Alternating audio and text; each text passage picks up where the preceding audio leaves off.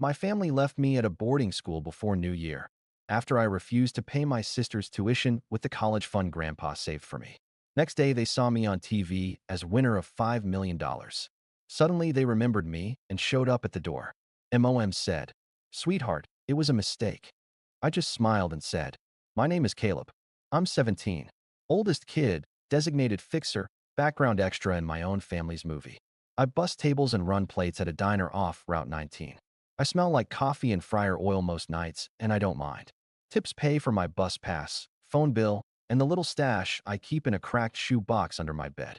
People say I'm quiet. I'm not. I've just learned that words cost more in my house than cash. At home, it's always been Hannah in the spotlight. She's 15, pretty, loud in a way adults call spark. Mom calls her our future. Dad calls her worth every sacrifice. I'm reliable. Which sounds like praise until you hear it for the 400th time and realize it means you can give up what's yours and not complain. Grandpa saved for me. Not a fairy tale, just a steady drip. Every birthday, he'd slip me a folded envelope and say, "Not for snacks, kiddo. For college." He died last year, and the fund he'd grown, small to most people, huge to me, was all that made me feel like I had a lane out. I counted it sometimes when I couldn't sleep. $38,210. The number lived in my head like a prayer. I learned to move quiet. Get up at 5, prep eggs at the diner before school, squeeze homework on milk crates in the back during the dead hour between lunch and the dinner rush. Teachers liked me because I said I'd do the work and then did it. My friends liked me because I never made things a contest. The only time I raised my voice was at tournaments when I reffed the younger kids' soccer games. Whistle, hand up, call it clean. No drama. So when Mom texted, "Family talk tonight, 7 p.m. sharp," I thought it was about the New Year's plans or Hannah's latest rehearsal.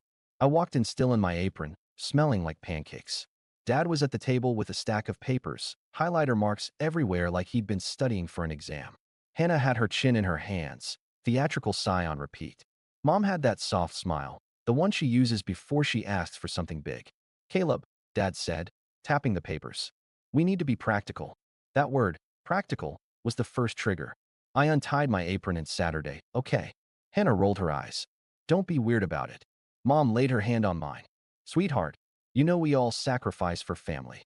"Right," I said. "Grandpa loved you," Dad added. "He would want you to share." "Share what?" I asked, even though I knew. Hannah sighed again, louder. "My tuition, obviously." Mom nodded like it was already settled. "We found the perfect boarding program for her. Arts and academic excellence, full-year residential. They've accepted her mid-year. We just need to finalize payment before New Year's." Dad slid a figure across the table. $18,900 for the spring semester. "I have school," I said. "My own. Community college can wait," Dad said. "You'll be fine." Hannah tilted her head. "You're good at waiting." Mom squeezed my hand. "Say yes, honey." Nobody asked me how I'd feel losing my one sure thing. Nobody said, "This is unfair to you." They just watched my face like I was a vending machine they'd fed exact change into and were waiting for the soda to drop. I didn't say yes. Hannah's lip curled. "Ugh, he's being dramatic." Dad frowned. "Don't make this ugly, Caleb." Mom's smile thinned. "We've already told the school." The room went quiet except for the clock, a cheap one that clicks too loud. Somewhere I could hear the neighbor's TV, a laugh track bubbling through thin walls. "Grandpa saved that for me," I said. My voice wasn't loud. It didn't shake. "I'm not paying Hannah's tuition with it." Mom's fingers went cold on mine. Dad leaned back, jaw tight. "We'll revisit this." Hannah muttered, "Selfish." Later that night, I lay in bed and stared at the ceiling crack that splits above my desk like a lightning strike. The house felt too small for the conversation we hadn't finished. I could hear Hannah on FaceTime, selling a story where I was the villain. I stared at my phone. 7 unread messages from my manager about the holiday schedule. One from Mom. "We'll talk in the morning." I watched the dot blink as she typed again. Then stop. Then start. Then nothing. In the morning, Dad's car keys jingled like a warning bell. I pulled on my hoodie and went to the kitchen. He didn't look at me. "Get ready," he said. "We're taking you to school first." "School's closed." "Winter break," I said. He grabbed his coat. "Not yours." They drove me out of town past the outlet mall and the shuttered skating rink, past the billboard that says "Believe in your future" like it's selling toothpaste. I watched the trees turn to stone buildings, old bricks, manicured hedges. The sign read, "St. Leon's Preparatory, Winter Residency." Mom smiled at the banner flapping in the wind. "Welcome, winter scholars." It's nicer than your school, she said, as if that was comfort. You'll stay here until classes resume January 8th. I stared. You're leaving me here? Dad pulled up to the curb. We asked for a short stay, he said. Structure will be good for you. Good for me or good for the plan where you use my fund? I asked. Hannah blew a gum bubble. It popped. Don't be a martyr. We'll sort your paperwork after New Year's. Paperwork. I repeated. Mom lifted a folder. A transfer. Community to St. Leon's mid-year. It's the right move. Your college fund can cover the differential while we redirect the larger portion to Hannah's tuition. You'll be fine, Caleb. It's just math. Grandpa's name is on that account, I said. Dad's eyes went hard. Our names are on the custodial rights. There it was. The lever. We hauled my duffel onto a marble-floored lobby that smelled like lemon polish and new beginnings. Kids rolled in suitcases. Dad shook hands. Moms pointed at bulletin boards. A receptionist in a navy blazer typed my name and slid a key card across the desk. Dorm C, room 214, she said. Welcome to St. Leon's. I looked at my parents. This is a punishment, I said. Mom exhaled like I was being silly. It's a reset. Dad checked his watch. We need to get Hannah to her tour. You're leaving me here, I repeated. Stop making this about you, Mom said softly. Hannah put her sunglasses on inside the building. Grow up. They hugged me quick, the kind of hug that never really lands. Dad's cologne, Mom's powdery perfume, Hannah's fake vanilla lip balm, sensory snapshot I already hated. Then they were gone. The door hissed, closed behind them. I carried my bag up 2 flights and let myself into 214. 2 twin beds, 2 desks, a window looking out at bare trees, and a stone chapel. One bed had a navy comforter neatly folded. A sticky note on the desk. Hey, I'm Liam. I'm back on the 29th. Check the board for snack hours. L. I sat on the empty bed and stared at the wall. I could feel the silence pushing at my ears. My phone buzzed. A group chat from the diner. Caleb, you good for the New Year's brunch shift? We need you. Please. Everyone's bailing. I thumbed back. Maybe. I'm locked at school, long story. When I was little, I used to believe if I worked hard and stayed kind, life would meet me halfway. The past year taught me different. People take what you don't defend. I thought that and then thought, God, that sounds bitter. I didn't want to be bitter. I wanted to be fair. My roommate walked in later. Liam, tall, easy grin. He tossed his bag, clocked my face, and didn't do the fake cheer. They drop you? He asked, like he'd seen it before. Before New Year, I said. Tough, he said. He pointed at the window. Chapel has hot cocoa at 9. It's weirdly decent. We walked in the cold under strings of white lights. I told him the short version. He listened, didn't interrupt, didn't offer a script. When I finished, he said, You're not crazy. People think family means unlimited credit.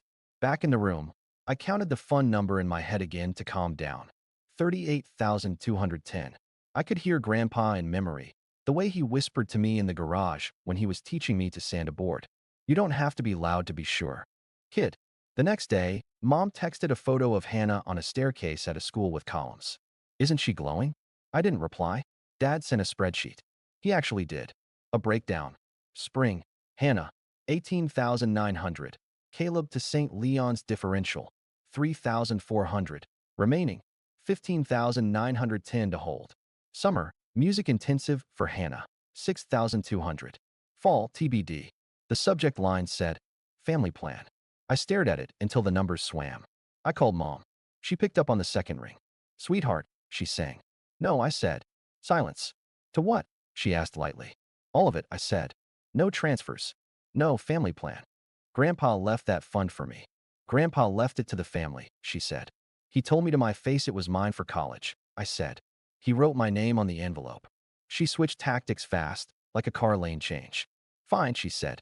If we can't agree, we'll protect Hannah first.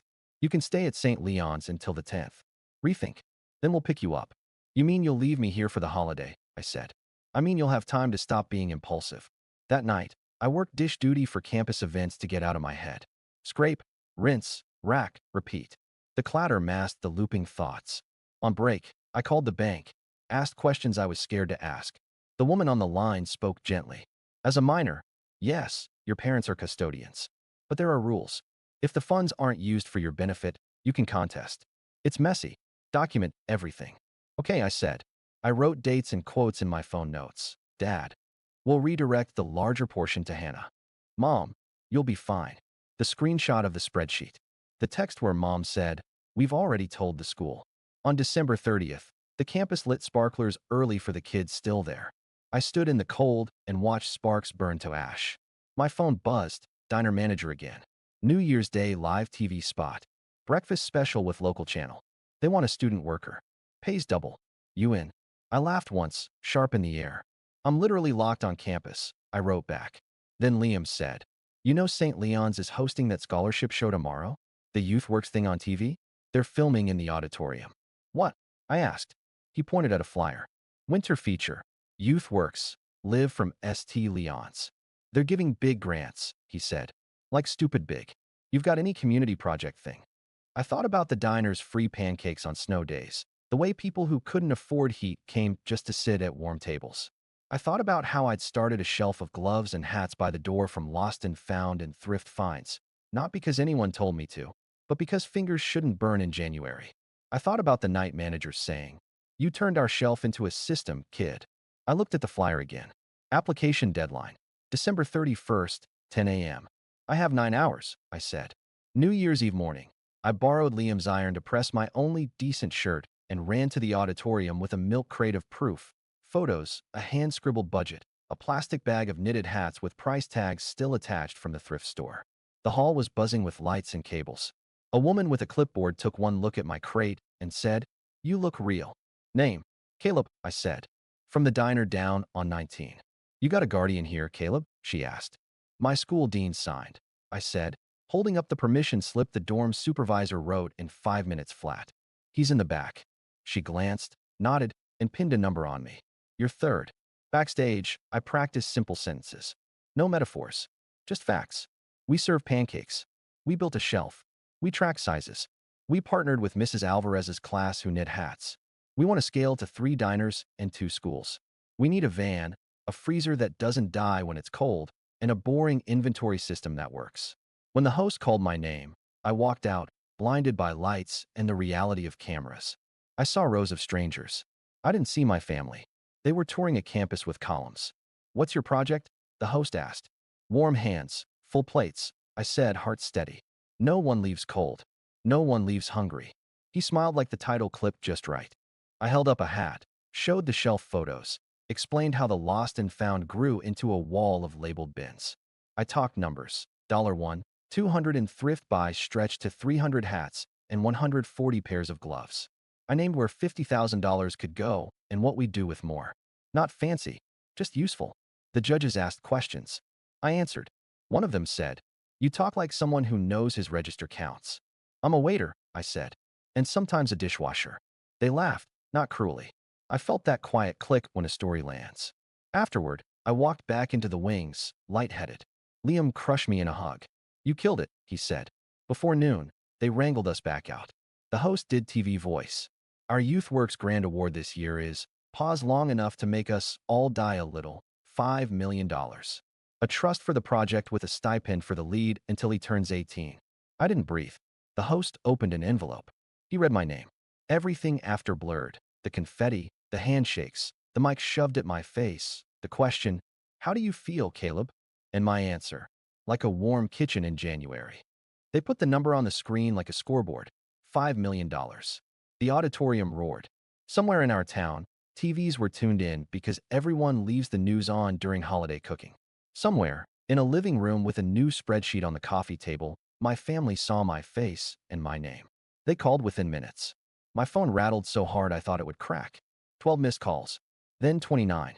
Then 51. Mom. Dad. Hannah. Mom again. Mom again. Mom again. Text. Call US right now. Sweetheart, where are you? You're on TV. We're so proud. We're heading to you. We're outside. I walked back to Dorm C. The campus felt different, like the air had shifted. Liam said, "Want me to stall them?" "No," I said. "I've got it." In the lobby, Mom rushed in first, hands outstretched like a scene in a reunion movie. "Sweetheart, it was a mistake." I stepped back. "No, Mom," I said. "That was a choice." Dad's face was red under his winter hat. "Don't be ungrateful," he snapped. "We were on our way to get you. We saw you on TV and came straight here." Hannah smiled like we were at a photo op. "You looked cute," she said. "So, we should talk about plans." My palms went cold and then steady. I heard Grandpa again, sanding board edges. Go slow. Be sure. This isn't about revenge, I said, voice even. This is about closure. They froze, like someone pulled a plug and drained the sound out of them. Mom's mouth worked, no words coming for half a second, which for her is a century. Then, Caleb, you're misunderstanding. We were never going to take all of it. We just needed to help your sister. You know how talented she is. You were going to take enough that I'd have to rebuild the rest, I said. You called that love. Dad jabbed a finger toward the door. You will not speak to your mother like that. Like what? I asked. Like I'm a person with a boundary? Don't be dramatic, he said. You left me here for the holiday because I said no. I said. That's not drama. That's a decision with a date on it. December 29th. Mom reached for my sleeve. We'll make this right, she said. You'll come home, and we'll start fresh as a family. $5 million is. Not ours, I said. It's for the project. It's in a trust. There's a stipend until I turn 18. And you don't get to be custodians of it. I held up the dean's letter the program coordinator had handed me. School-appointed adult contact. Dean Harper. They knew exactly how to keep kids safe from parents who suddenly remember their kids exist when there's money on TV. Hannah laughed once, sharp. Relax. No one's trying to rob you. I looked at her. You asked me to give you $18,900 2 nights ago. She flushed. That's different. Because it's you, I said. Dad crossed his arms. We gave you everything. You gave me a ride here, I said. Then you left. Mom's voice softened like a practiced monologue. Baby, we were overwhelmed. We made a bad call. We know that. Please, come home. We'll celebrate. Your grandfather would want us together. Grandpa would want you to keep your hands off what he saved for me. I didn't say. I kept my tone flat. If you want to celebrate, come to the diner on Route 19 tomorrow. We're doing a free breakfast for anyone who needs a warm place. You can pour coffee. You can bus. You can say, welcome in, without making it about you. Dad looked like I'd asked him to dig a ditch with a spoon. We don't do charity stunts. It's not a stunt, I said. It's my life. Mom tried one more angle. We can't drive back empty. At least give us a plan for Hannah's spring. She'll lose her place. There are state schools, I said. There are scholarships. There is time. She is 15. Hannah's eyes went shiny in that practiced way. You're ruining my future. I'm protecting mine, I said. That's allowed. The dorm's supervisor, Mr. Kinney, stepped closer, not aggressive, just present. He was a big man with a gentle face and a lanyard full of keys. Everything okay here? He asked. We're fine, Dad said tightly. We're done, I said. Mom sagged. Please, she whispered. I shook my head. Not today. They didn't slam out. They didn't scream. They just deflated in stages and left a fog of expensive cologne and a trail of texts. When the door sealed, my phone began its drumbeat again. 67 missed calls by night. 14 voicemails. 39 texts. Screenshots of enrollment deadlines. Photos of Hannah looking tragically put upon. A selfie Mom took in the car with red eyes and the caption, "We love you. You'll regret pushing us away." I put my phone face down and went to the chapel for cocoa. January 1st at the diner, TV trucks showed up like we'd planned it that way. The owner, Mrs. Patel, cried when she saw the check for the first tranche from YouthWorks. It wasn't $5 million in a briefcase. It was a clean, careful system. Quarterly releases, oversight, boring paperwork. It felt like guardrails. It felt like someone finally believed the small, not the showy. We set up a table by the door with baskets, gloves sorted by size, hats by color because kids pick colors before sizes. The cameraman asked me, "Want to do a soundbite?" I said I'd rather pour coffee. He filmed my hands anyway. Around noon, the door chimed and my family walked in like a storm you can see from miles away. They didn't take off their coats. They looked around like we'd set a trap. Customers stared because everyone stares when expensive coats are worn indoors. "Hi," I said. Mom stepped forward. "We're here," she said, like it was a gift. "You want a section?" I asked. Dad bristled. "We're not here to eat. You're in a restaurant," I said. "Pick a seat or wait outside." Mrs. Patel slid up beside me like a shield. "Welcome in," she said to them exactly like she said it to everyone. "Coffee." Mom's mouth opened, closed. She looked at the people in parkas hunched over pancakes. She looked at the camera. She recalculated. "Yes," she said. "Coffee would be great." They sat in a booth by the window. I brought cups. Mom grabbed my wrist. "Sweetheart," she said quietly. "Come home." "My home is fine," I said. "It's quiet. It has a key card." She swallowed. "We made mistakes." "You made choices," I said. Dad leaned in. You think you're better than us now? I think I'm allowed to protect what's mine, I said. Hannah rolled her eyes. He's obsessed with money. I'm obsessed with being seen as a person, I said. Money just happens to be where you try to erase me. A man at the counter, Stan, who's in 3 layers even in July, called, Kid, we're out of syrup. I went. I refilled. I laughed at his joke about the weather. I pointed a little boy to the green hat he wanted. I carried plates that smelled like cinnamon and butter. It felt like breathing. When I checked back, my family was gone. The cups were half full. There was a 20 under the sugar caddy like they were doing me a favor. I left it there. Mrs. Patel slid it into the tip jar for the dishwasher. That night, the text slowed from demands to memories. Photos of me at 6 in a paper crown. A video of Grandpa showing me how to tie a fishing knot. We love you. Mom wrote at 1:12 a.m. We were scared. She wrote at 1:18. We can fix this. She wrote at 1:23. Answer. Dad wrote at 1:34. Then nothing until morning. Days built a rhythm. School meetings about independent study hours. Calls with the Youth Works coordinator about the van purchase and freezer specs. A spreadsheet I made that didn't steal from me. Work at the diner. Sleep that felt like sleep, not collapse. I put my phone on Do Not Disturb and checked it twice a day like a grown-up with healthy boundaries would. When people asked what I'd do with my 5 million, I said the same line. It's not mine. It's for the work. I'm staying boring about it. Boring work is hard to steal. Drama is easy. The first week of January, Dad left a voicemail that wasn't angry. I saw the news clip, he said. The hat wall is smart. There was a long pause. I'll be at the diner Saturday. If you want. He hung up without telling me what to do. He showed up. He poured coffee awkwardly.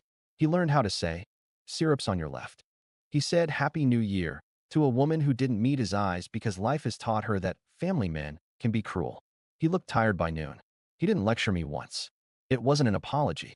It was at least a scene where we were both human. Mom came the week after. She cried at the door, and I didn't fix it. She dried her face and asked where to stand, and Mrs. Patel handed her a rag. Wipe menus, she said. Everyone hates sticky menus.